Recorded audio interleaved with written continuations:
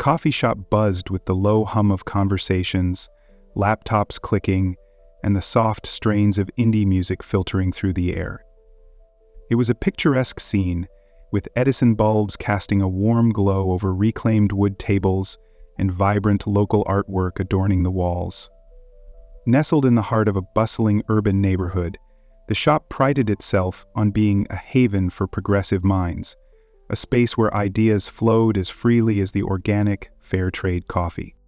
That harmony shattered the moment the door swung open and the small bell above it jingled. Will Henderson stepped inside, his confident gait and easy smile betraying no awareness of the storm he had just walked into. Clad in a navy blue jacket, casual jeans, and a bright red MAGA hat, he stood out like a flame in the middle of a dry forest. His presence didn't just turn heads, it froze the room. Jenna, the barista behind the counter, felt her stomach tighten as her eyes locked onto the hat. To her, it wasn't just a piece of apparel.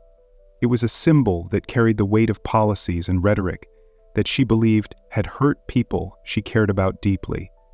Jenna prided herself on standing up for what she believed in, and this moment would test that resolve. Will, unaware of the immediate shift in atmosphere, approached the counter with the easy confidence of a man used to being comfortable in his skin. "Good afternoon," he greeted, his southern drawl adding a touch of warmth to his words. "Can I get a medium Americano, please?" Jenna hesitated, her smile fading as her principles clashed with her professional obligations. She could feel the weight of the room's attention, every eye silently urging her to act. Behind her, Alex, her coworker, gave her a subtle nod as if to remind her of the shop's policy: serve everyone, no exceptions. But Jenna's conscience roared louder than any policy manual. "Sir," she began, her voice trembling slightly, "I'm not sure we can serve you here." The words hung in the air like a challenge. The patrons leaned in, their whispers momentarily silenced by the confrontation unfolding before them. Will's easy smile faltered, replaced by a look of genuine surprise. "Is that so?" he asked, his tone calm but tinged with curiosity. "And why is that?" Jenna's gaze flickered to his hat. "That hat, it's making people uncomfortable. It represents things that don't align with what this place stands for." Will's expression softened, but his posture remained firm. "I see," he said, nodding slightly. "You're making a judgment about who I am based on a piece of fabric. But let me ask you this. What do you really know about me?" Before Jenna could respond, the door chimed again, and a group of college students walked in, their shirts emblazoned with slogans supporting progressive causes. They immediately noticed Will and his hat, and their animated conversations ceased. One of them, a tall man with a man bun and thick-rimmed glasses, sneered audibly. "Well, look at that," he said loudly, drawing the attention of the room back to Will. "Didn't think this was that kind of place." Will turned to face the young man, his calm demeanor unwavering. "Just here for a cup of coffee, son," he replied, his tone neutral. "Yeah, but people like you don't just come in for coffee," the man shot back. "You come to make a statement." The tension in the room crackled like static electricity. Jenna felt her anxiety spike as she glanced at Alex, who was already working on another customer's order, trying to avoid the escalating situation. She wished she had just made the coffee and avoided the confrontation altogether, but it was too late for that now. Will let out a deep breath, pulling a business card from his pocket. He placed it on the counter with deliberate care. "In case you're wondering," he said, addressing Jenna but loud enough for everyone to hear, "I own this place. Or at least, the company that owns it." The room fell silent. Jenna's face turned pale as the weight of his words sank in. The man with the man bun looked equally stunned, his earlier bravado evaporating. Will tapped the card lightly on the counter and smiled again, though this time it carried a weight that hadn't been there before. "Now, about that Americano." Jenna's hands shook as she processed the revelation. Her principles, so clear just moments ago, now felt like a double-edged sword cutting into her deeply. Alex stepped in, breaking the silence. "I'll get that for you," he said quickly. moving to prepare the drink. Will's gaze swept across the room, meeting the wide-eyed stares of the patrons. "I'm not here to make trouble," he said, his voice calm but firm. "I'm here because I believe in dialogue. I believe in respect, even when we disagree. And I believe that a coffee shop should be a place where anyone can feel welcome." The man with the man bun shifted uncomfortably, muttering an apology under his breath. Jenna swallowed hard, her eyes glistening with tears. She knew she had made a mistake, one that would have consequences far beyond this moment. But Will's words stirred something in her, a realization that she had allowed her assumptions to overshadow her responsibilities. Alex handed Will his coffee with a nervous smile. "Here you go, sir," he said. "Sorry for the misunderstanding." Will nodded, taking the cup. Thank you," he said, turning back to Jenna. "And Jenna, I'd like you to keep this." He pushed the business card toward her. "If you ever want to talk, really talk, I'm always open to it." Jenna took the card with trembling fingers, her voice barely above a whisper. "Thank you," she said, her words heavy with regret.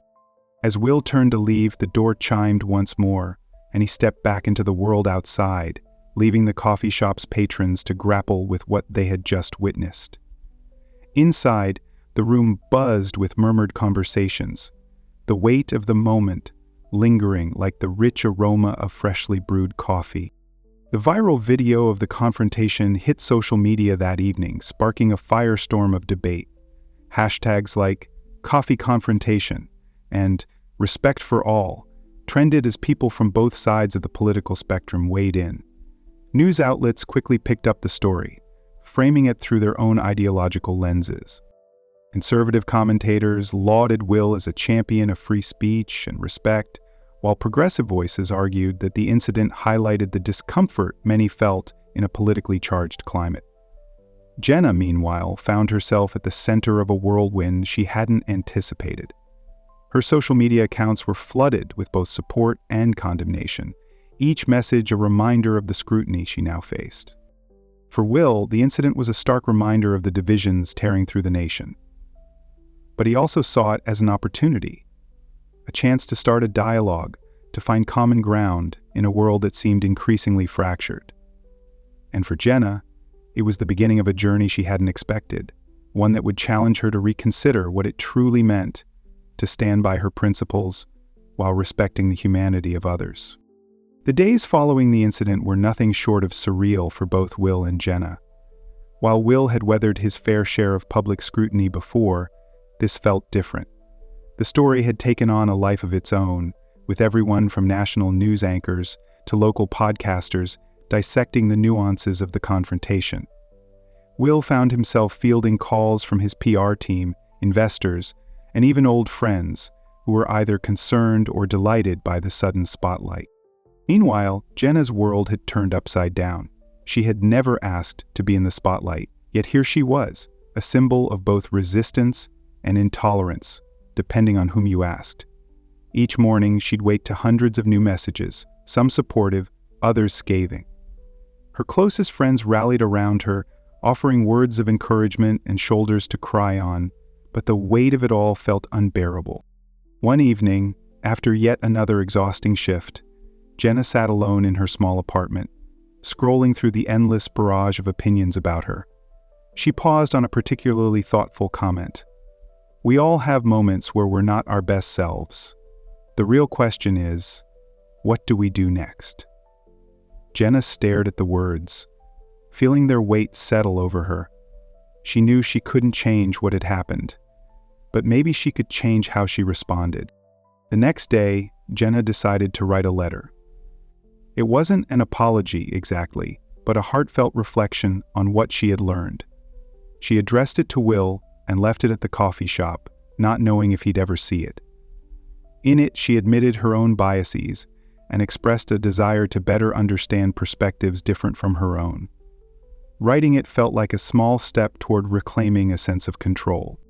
When Will received the letter a few days later, he was struck by its sincerity. He decided to respond in kind, penning a letter back to Jenna. He shared stories about his upbringing, his values, and why he wore the hat, not as a symbol of division, but as a reminder of the principles he held dear. He ended the letter with an invitation. "Let's sit down and talk." Over coffee, of course. Jenna hesitated at first, unsure if she was ready for such a conversation, but after days of soul-searching, she realized that this was exactly what she needed. They agreed to meet at the same coffee shop on a quiet weekday afternoon. The meeting was awkward at first, both of them unsure how to begin. But as the minutes turned into hours, the conversation flowed more easily. They talked about their lives, their beliefs, and the experiences that had shaped them. Will listened intently as Jenna shared her concerns about the hat and what it represented to her. In turn, Jenna found herself gaining a new appreciation for Will's perspective, even if she didn't agree with it. By the end of their conversation, something had shifted. They hadn't resolved all their differences, far from it, but they had found a sliver of common ground.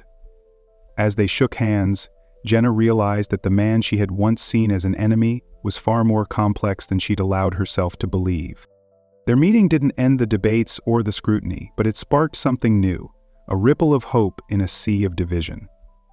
Patrons at the coffee shop noticed the change in Jenna's demeanor, the way she carried herself with a newfound sense of purpose. And Will, for his part, made a point of visiting the shop more often, using each visit as an opportunity to connect with people from all walks of life. The incident that had once divided the coffee shop's community now became a catalyst for dialogue. Regulars began engaging in conversations they'd once avoided, and the shop itself transformed into a microcosm of what the world could be. A place where differences didn't have to mean division. Jenna and Will's unlikely connection became a symbol of what was possible when people chose to listen instead of shout. Months later, the buzz around the incident had faded, but its impact lingered. Jenna and Will's story continued to inspire those who heard it, a reminder that even in the most unexpected places, understanding could take root. And as the coffee shop settled back into its familiar rhythms, it carried with it the quiet hum of hope. A hope that one conversation, one connection at a time, could make all the difference. Months later, the coffee shop began hosting monthly dialogue nights, where members of the community were invited to discuss challenging topics in a safe and respectful environment. It wasn't always easy. Tempers flared, and disagreements surfaced, but there was always a commitment to coming back to the table. Will often attended, sharing his experiences and listening to others, while Jenna helped organize the events, seeing them as a chance to grow beyond her earlier mistake. One particularly poignant evening, a young woman named Lila stood up during the discussion. She was soft-spoken, with a nervous energy that made her voice tremble. "I watched that video of the incident here," she said, glancing toward Jenna and Will. "First I was angry. I didn't understand how someone could wear something that felt so threatening to me. But then I started thinking about my own assumptions. Watching how you two worked through it, it made me realize I wasn't giving people a chance either." Her words were met with nods and murmurs of agreement. Jenna felt a lump rise in her throat as she listened. Will, too, seemed moved, his expression softening as he met Lila's gaze. "It's not about agreeing on everything," Will said, his voice steady. "It's about seeing the humanity in each other, even when it's hard. Especially when it's hard. Just contrary to the norm, people can be miles deep in suffering," she said. Will smiled.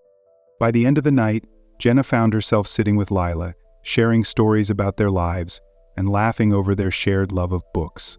It was in these moments, quiet, personal, and sincere, that the true impact of what had happened began to take shape. The coffee shop had become more than a place to grab a cup of coffee. It was now a symbol of what was possible when people chose connection over division. And while the road ahead was still uncertain, Jenna and Will knew they were part of something bigger than themselves, a movement toward understanding, one conversation at a time. The morning sun filtered through the large windows of the coffee shop, illuminating the quiet buzz of early risers sipping their lattes.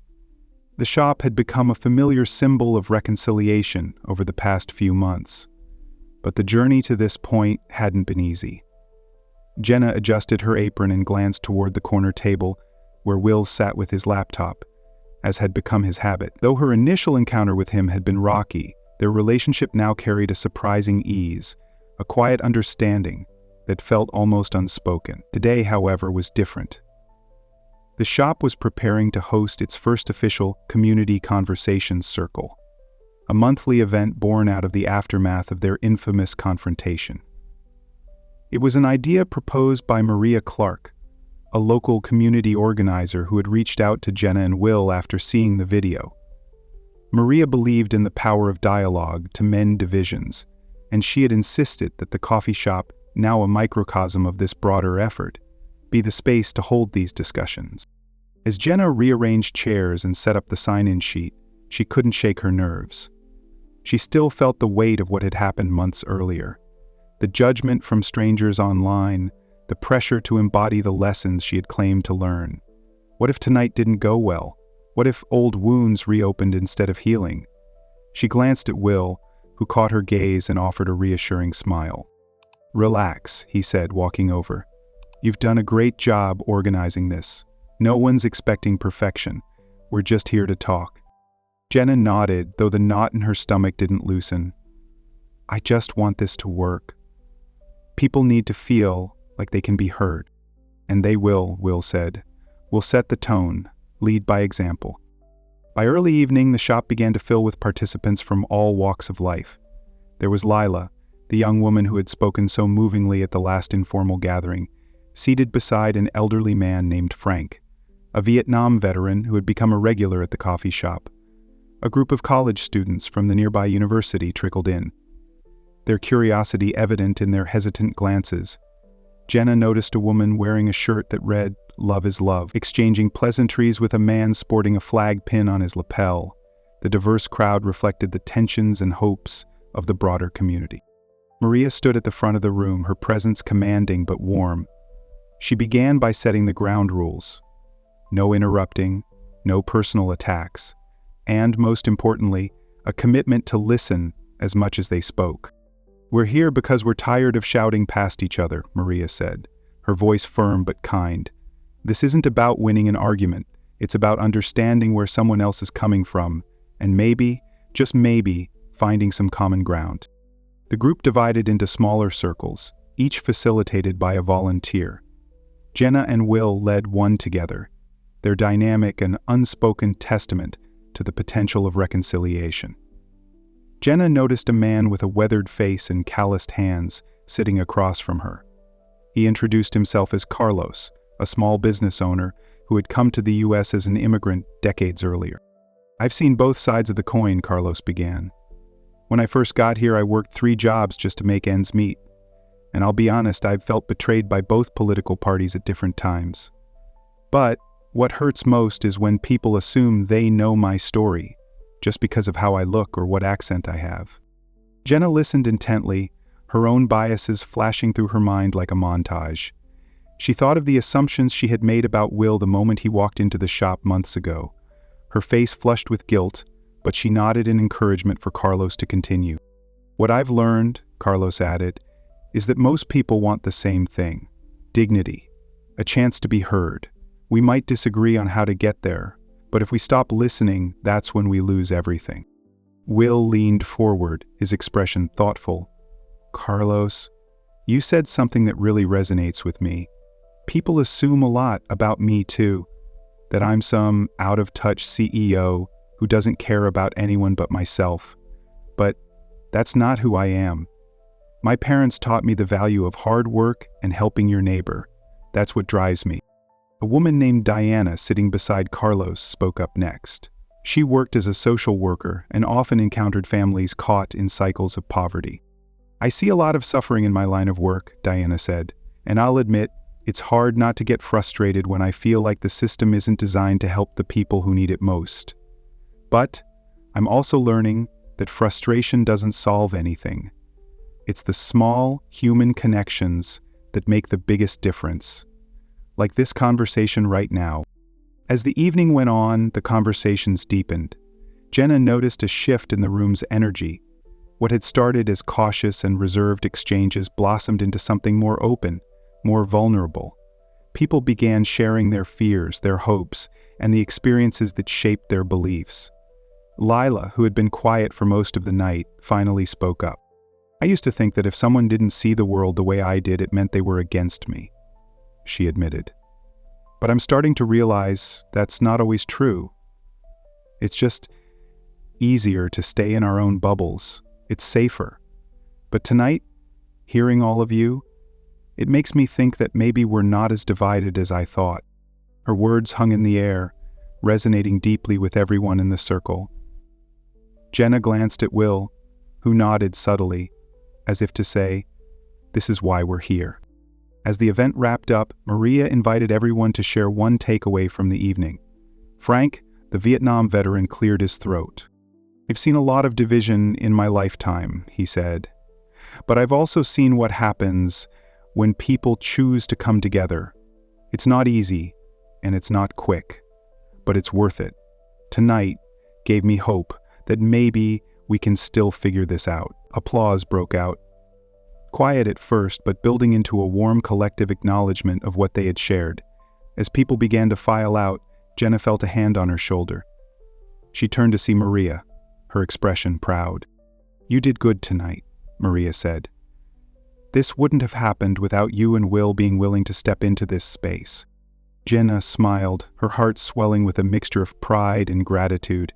"Thank you, but I think we all made this happen together." After the last guest left, Jenna and Will lingered in the now quiet coffee shop. The chairs were scattered, the remnants of the evening's conversations still palpable in the air. Jenna leaned against the counter, exhaustion and fulfillment washing over her in equal measure. "What do you think?" she asked, glancing at Will. He took a sip of his coffee, his gaze thoughtful. "I think this is just the beginning, and I think you've got a knack for this kind of thing." After a few minutes, the doctor finally tossed the carton aside and pulling his walker from his hip. Jenna laughed softly. "Not exactly what I expected when I took this job." "Life has a funny way of surprising us," Will said, "but I'm glad it did." As they locked up for the night, Jenna couldn't help but feel a sense of possibility.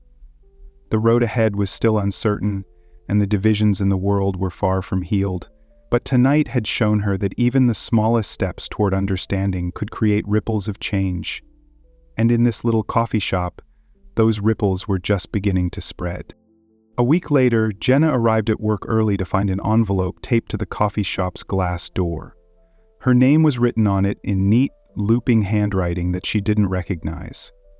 Inside, there was a letter. "I wanted to thank you for what you've been doing. I attended the conversation circle last week, and it made me think about a lot of things I haven't been willing to face. It's hard to admit, but I've been carrying anger for years. That night made me realize I haven't been fair to people who think differently from me. And I hope you keep doing this work. You're helping people more than you realize." There was no signature, just a simple thank you, scrawled at the bottom. Jenna's heart swelled as she reread the note. It was a small thing, but it felt monumental. Someone out there, a stranger, had been moved enough to reach out. She slipped the letter into her pocket, her determination renewed. That afternoon, a regular customer named Mark approached the counter. He was an older man who usually kept to himself, but today he hesitated, as if working up the courage to say something. "You know," Mark began, his voice gruff but kind, "I've been coming here for years, and I've seen a lot of changes, but what you're doing with those meetings, it's different. Feels like it's actually making a difference." Jenna smiled. "Thank you, Mark. That means a lot." He nodded and glanced around the shop. "Just don't lose sight of it. The world's got enough division as it is." As the day wore on, Jenna noticed more subtle shifts in the atmosphere of the shop. Customers who had once avoided eye contact were now striking up conversations. People who seemed worlds apart were sharing tables and stories. It wasn't perfect, but it was progress. That evening, as Jenna was closing up, she found another envelope slipped under the door. This one was different, plain, with no name on it. Inside was a single piece of paper with a cryptic message. Be careful who you trust. Not everyone wants peace. A chill ran down Jenna's. Jenna stood frozen, the cryptic note clutched tightly in her hands. The message was unsettling in its simplicity. Be careful who you trust. Not everyone wants peace. The weight of those words pressed on her like a heavy stone, dragging her thoughts into darker territory. Who had written this? Was it just a prank, or something more serious? Jenna studied the fine print longer, withdrew her hand from the paper. She glanced around the dimly lit coffee shop. Outside, the streetlights cast long shadows across the pavement, but there was no one in sight. Jenna's heart thudded in her chest as she locked the shop's door, slipping the note into her pocket with trembling fingers. Her initial thought was to brush it off as paranoia, but the tone of the letter nagged at her. The conversation circles had stirred strong emotions in people. Was it possible someone resented what the shop was becoming? The next morning she mentioned the note to Will. They sat together at one of the shop's reclaimed wood tables before opening. Jenna handed him the letter, her nerves frayed but hidden behind a calm demeanor. Will read it twice, his expression darkening as he set the paper down. This isn't something to take lightly, he said, his southern drawl soft but firm. People have strong feelings about what we're doing here. You're shaking things up. That's not always welcome. You walked out of the station to get your graduate degree, wishing his life was different. Jenna felt a lump form in her throat. Do you think it's dangerous? Should we stop? Will leaned back in his chair, folding his arms. Stopping isn't the answer. That's exactly what whoever wrote this would want. But you need to be careful. Trust your instincts. And don't ignore any threats. Jenna nodded, though her mind churned with anxiety. The message was clear. Even as the shop became a beacon for dialogue and connection, not everyone saw it as a positive force. Some viewed it as a threat to their own ideals, or their comfort zones. The next community conversation night drew an even larger crowd, filling the shop to capacity. Jenna was both thrilled and anxious as she watched people settle into their circles, the hum of quiet chatter filling the room. Will stood by the counter, his presence a reassuring anchor in the storm of Jenna's thoughts. Maria had arrived early, her confident energy immediately setting a positive tone for the event. But as the discussions began, Jenna noticed something unusual. A man she didn't recognize sat alone near the back of the shop, his arms crossed and his expression hard. He hadn't joined a group, nor did he seem interested in participating.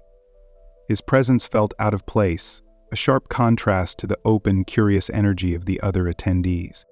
Jenna tried to ignore him, focusing instead on the circle she was facilitating. The group was discussing the nuances of free speech and its intersection with social responsibility. A young woman named Elena spoke passionately about her experiences with online harassment after sharing her views on a public platform. It's hard to have these conversations when people just attack you, she said, her voice trembling, and feels like the louder you are, the less you're actually heard. Will chimed in, his voice measured. The problem isn't just volume, it's the lack of listening. Everyone wants to be right, but no one wants to understand. That's what we're trying to change here. As the discussion unfolded, Jenna noticed the man in the back shifting in his seat, his gaze fixed on Will. Something about his posture set her on edge. He wasn't here to listen. He was here to watch. As the night wore on, the energy in the shop began to shift. Conversations grew more intense, voices rising and falling with impassioned arguments. One circle erupted into a heated debate about the role of protest in modern society. Jenna moved toward them, gently intervening to de-escalate the tension. But even as she smoothed things over, she couldn't shake the feeling that something was brewing. Near the end of the evening, the man in the back finally stood and walked toward the counter, his movements deliberate. Jenna tensed as he approached Will, who was refilling his coffee. The man's voice cut through the chatter like a blade. "So this is what you're doing now? Playing peacemaker?" Will turned slowly, his expression calm but wary.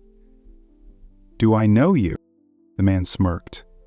"You don't remember me, but I remember you. You're the guy who thinks he can fix everything with a smile and a handshake." but not everyone buys what you're selling. Jenna's stomach churned as the room fell silent, all eyes now on the brewing confrontation.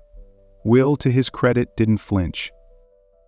"I'm sorry if I've offended you," he said evenly. "But we're here to have a conversation, not a fight." The man laughed, a sharp, bitter sound. "A conversation? About what? How we're all supposed to hold hands and sing Kumbaya? That's not how the real world works." Jenna stepped forward, her voice firm.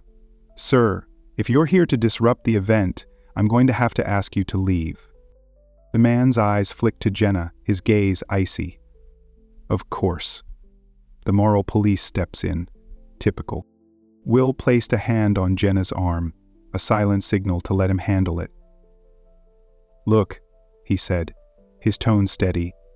"If you want to talk, I'm here to listen. But if you're just here to cause trouble, this isn't the place for it." The man stared at Will for a long moment before turning on his heel and walking out. The bell above the door jingled as he disappeared into the night, leaving a tense silence in his wake. After the event ended and the shop cleared out, Jenna and Will sat together, the weight of the evening hanging heavily between them. Jenna's hands trembled as she sipped her tea, her mind replaying the confrontation over and over. "Who was that guy?" she asked quietly. Will shook his head. "I don't know, but people like him, they're why this work matters. Fear and anger don't go away on their own. They need to be addressed, no matter how uncomfortable it gets." Jenna nodded, though the encounter had shaken her more than she wanted to admit. "What if he comes back? What if things get worse? What if I ever get things back?" Will's gaze was steady. "Then we deal with it. Together." Jenna's heart swelled with gratitude for Will's unwavering support, but the fear lingered. The note, the man's hostility, these were signs that their work was stirring something bigger than they had anticipated. The shop was no longer just a coffee shop. It had become a battleground for ideas, a space where divisions were both confronted and challenged. A few days later, Jenna found another envelope tucked into the shop's suggestion box. Her breath caught as she opened it, half expecting another cryptic warning. But this time, the message was different. "Jenna and Will, thank you for creating a space where people like me can feel seen. I've spent so much of my life feeling invisible, like my voice doesn't matter. But coming here, listening to these conversations, it's changed something in me. Please, don't stop what you're doing. The world needs more places like this." The note was unsigned, but its impact was profound. Jenna felt a wave of emotion crash over her, gratitude, relief, and a renewed sense of purpose. She showed the letter to Will, who smiled softly as he read it. "Dee?" he said, his voice gentle. "This is why we keep going. For people like them." Jenna nodded, the fear in her chest easing slightly. The challenges ahead were daunting, but notes like this reminded her why they had started in the first place. The shop wasn't just a place for coffee. It was a place for connection, for growth, for hope. And as long as there were people willing to step into that space, Jenna and Will would be there to welcome them.